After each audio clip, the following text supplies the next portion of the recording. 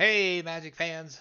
We're here again, this time to talk about the box toppers that have been announced for Lord of the Rings. I didn't even know this was going on until I heard it somewhere, and I'm just as shocked as you are if you're listening to this, because that means you didn't know either. Or you're curious what those box toppers are and how to get them, what they'll look like, and everything else that Wizards probably didn't want to tell you because the PR just sucks. Anyway, before we get started, don't forget to comment, like, subscribe. Trying to get to 1,000 peeps. Appreciate all the help. So, here we go. So box toppers are very popular among Magic the Gathering players. Yes, we all know the shenanigans. So we're going to talk about here what are the box toppers, how many are there, how do you get them, and more. So first off, what are the Lord of the Rings box toppers? So Lord of the Rings box toppers are going to be reprints of popular artifacts and lands from all over Magic's history. This section is going to be called Realms and Relic cards. And the reason for that, realms will be lands, relics will be the artifacts. However, all cards are centered in Lord of the Rings world. Um, Basically, what this means is they're going to be reprints of older cards, but with new names to kind of match them up to Lord of the Rings, which might be kind of cool. We'll have to see how that goes. There's also going to be 30 different ones. Not all of them are revealed yet. Right now, we have in this current list, there's 15 that have been previewed. That's half of them. So let's go through them real quick and talk about them because there's a lot to go through here. So we'll start off with the party tree. So this is the Great Henge. This is from Bilbo's Party. This is a card I was speculating would be reprinted inside Commander Masters. I still think it will be, but there's a good chance now it might not because it's in this box topper stuff. But with there being 30 box toppers, it's gonna make these kind of box toppers probably a little more expensive. So maybe we'll still see Commander play in Commander Masters. Next we have Elisar the Elfstone. This is actually Cloudstone Curio. For some of you guys don't remember what this card is, it's 3 colorless artifact that whenever a non-artifact permanent enters the battlefield under your control, you may return another permanent you control that shares a permanent type with it to owner's hand. Key to that, combo. So, like you could take 2 Moxes and bounce them back and forth, gain tons of mana, yada yada. I mean, that's a silly one, but there's tons of cool combos with it. So there you have that. So there's the first two. The next two we're going to be looking at, we have Bridge of Khazad-dûm. This is an ensnaring bridge reprint. 3 colorless creatures can attack you unless their power is equal to or less than um, number of cards in your hand. I do love this art. This is beautiful. Like it a lot. We have Aragoth, Pillars of the Kings. This is an Ozolith. So if you guys don't remember Ozolith, it's kind of a popular card. It was in oh my god, Ikoria. There we go, found it. What it does is when a creature leaves the battlefield, whatever kind of counters it has on it goes on the Ozolith. Then at the beginning of combat, you take any of those counters. Um, you may move those counters onto a target creature. Now you can't pick which counters to move. It's all or nothing. But you don't have to move if you don't want to if it's a creature you don't like. So it has become very popular in counter decks, sometimes token decks, depending what kind of tokens they are. If they're coming with counters, yada yada yada. But still, it's a popular card. It's kind of expensive, so it's kind of cool to see it get this kind of treatment.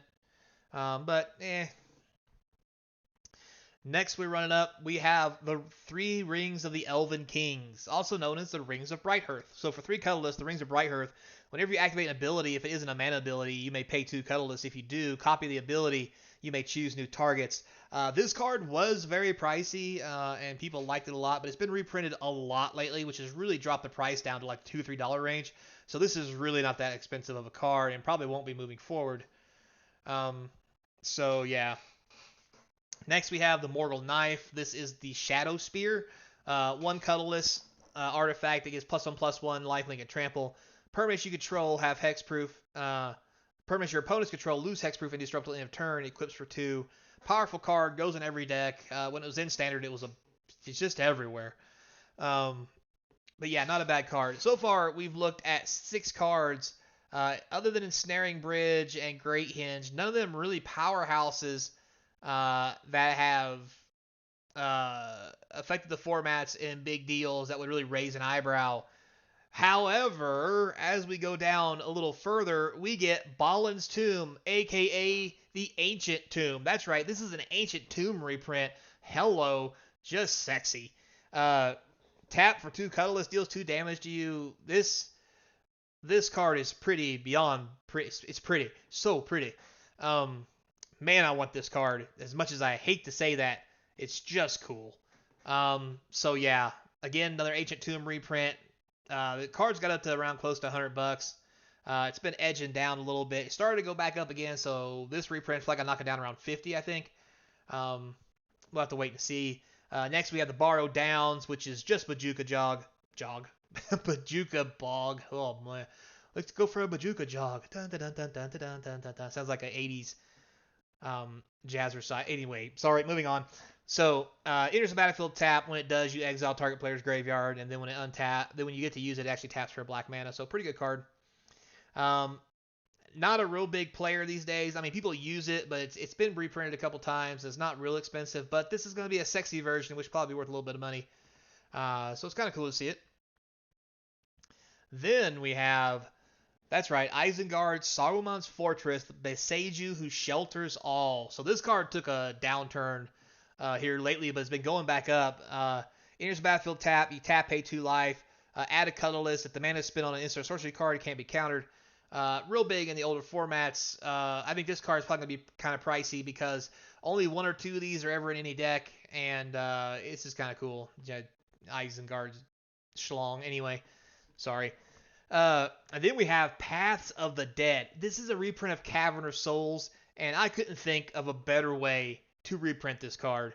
If you've watched the movies, read the books, whatever, when he goes and gets the undead army, what better place to put Caverns of Souls than Paths of the Dead? As you guys probably know, Cavern of Souls, you choose a creature type when it enters. It only taps for colorless. You can get 1 mana of any color for the creature type that's chosen, and then that spell can't be countered. This is going to be a powerhouse card. This thing is back up to $80, $90. This version of it is probably going to be just irate. Hate to say it like that, but that's going to be a thing. So, sorry guys. Hate to break it to you. So next here we have Weathertop, which is Deserted Temple. Very interesting. Tap for a colorless 1 and tap to untap target land. See some decent commander play. Nothing all that big though, but it is a sweet card. I mean, man, it's just a sweet card. Weathertop, Deserted Temple, yeah, sexy. Green Dragon. Excuse me while I pull my tongue out of my knots. Green Dragon Inn. So this is Homeward Path. We covered this yesterday in the leaks. I didn't notice it was slid in my DMs by accident, but Anyway, this basic land that taps for colorless. You can tap it. Each player gains control of all creatures they own. Sees a little commander play, just to kind of protect people, from creature stealing shenanigans. And even if you don't play it, if you get one of these, I don't see why you couldn't just throw it in your deck. Seems pretty cool. I like the picture, I like the art. It's pretty sweet, but probably not one of them you really want to get. You want one of the bigger, say one of the hardier cards like Cavern of Souls. Yeah.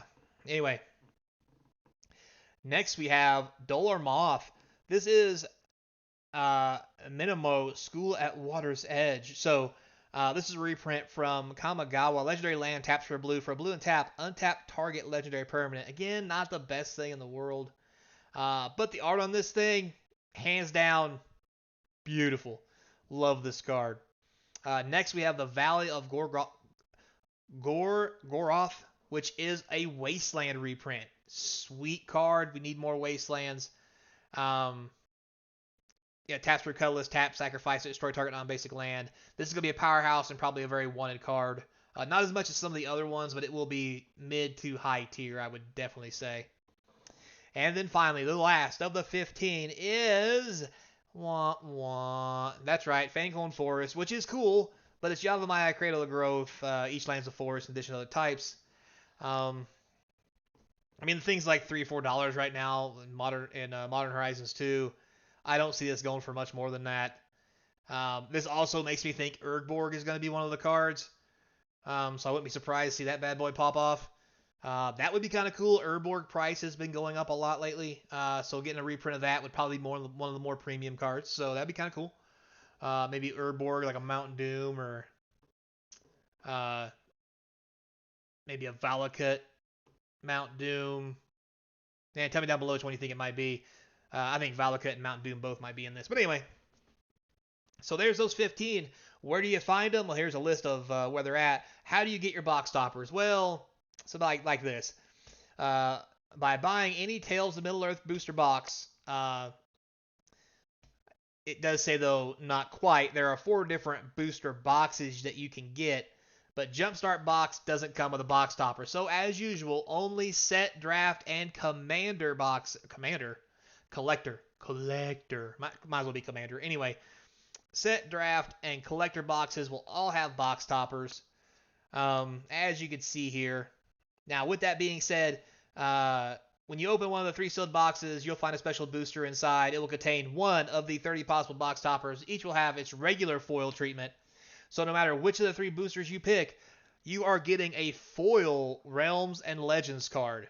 Now, I find that interesting because that basically says every card is foil. Now, if you're wondering which of these 3 boxes will be best for you, then you should look at the Lord of the Rings product guide, yada, yada, yada. If you like to draft with your friends and yada, yada, yada. So one of the things it says here, draft, where is it at? The collector box is the priciest, but does contain more exciting cards. Every card you get is either foil or has art treatment. It does mention down here that Lord of the Rings collector boosters also have a chance of attaining a Realms and Relics. The twist here is that they aren't guaranteed, but they can come in a variety of treatments. So it says here you can get a non-foil version of them, which is cool, as some players prefer to play without foil cards. Then you also have regular foil, which is the same as the regular box toppers, and the last treatment of Surge foils, which are very popular in the WoW Commander precons. My problem is non-foil and Surge is only in collectors. That makes me wonder if non-foil will be actually worth more than regular foils because they'll be harder to get. That's kind of a crazy concept. But it is possible, I guess. Yeah,